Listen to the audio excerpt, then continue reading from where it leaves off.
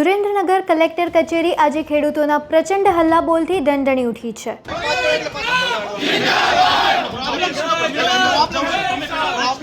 પાવરગ્રીડના અન્યાય સામે લડવા આવેલા હજારો ખેડૂતોને જ્યારે કચેરીના દરવાજે જ રોકી દેવાયા ત્યારે જન આક્રોશનો જ્વાળામુખી ફાટી નીકળ્યો હતો। તંત્રએ માત્ર 10 જ આગેવાનોને અંદર જવાની મંજૂરી આપતા જ જમીન પુત્રોનો પારો 7મા આસમાને પહોંચી ગયો હતો। પાલ આંબલિયા, નૌશાદ સોલંકી, કરશન બાપુ અને લાલજી દેસાઈ જેવા દિગ્ગજ નેતાઓને અટકાવવામાં આવતા જ કચેરીની બહાર સંગ્રામ છેડાઈ ગયો। પોલીસની ખુલ્લી દમનગીરી સામે રોષે ભરાયેલા ખેડૂતોએ આખી કલેક્ટર કચેરીનો ઘેરાવ કરીને કાયદાના રખેવાળો સામે સીધો મોરચો માંડી દીધો છે। પોલીસ અને ખેડૂતો વચ્ચે કંપારી છૂટી જાય તેવી ઉગ્ર રકચક અને સામસામે ધક્કામુક્કીના દ્રશ્યો સર્જાતા મામલો અત્યંત ગંભીર અને બેકાબુ બન્યો હતો। પરિસ્થિતિ વણસતી જોઈને ઉચ્ચ પોલીસ અધિકારીઓનો કાફલો ઘટના સ્થળે દોડી આવ્યો છે। પાવર ગ્રીડ મુદ્દે હવે ખેડૂતો અને પોલીસ આરપારની લડાઈમાં સામસામે આવી ગયા છે અને આ જંગ હવે રોકાય તેમ નથી। જમીન પુત્રોનો આ ભભૂકેલો આક્રોશ મોટું આંદોલન બની ચૂક્યો છે। જોતા રહો ગુજરાત વંદન। ધન્યવાદ।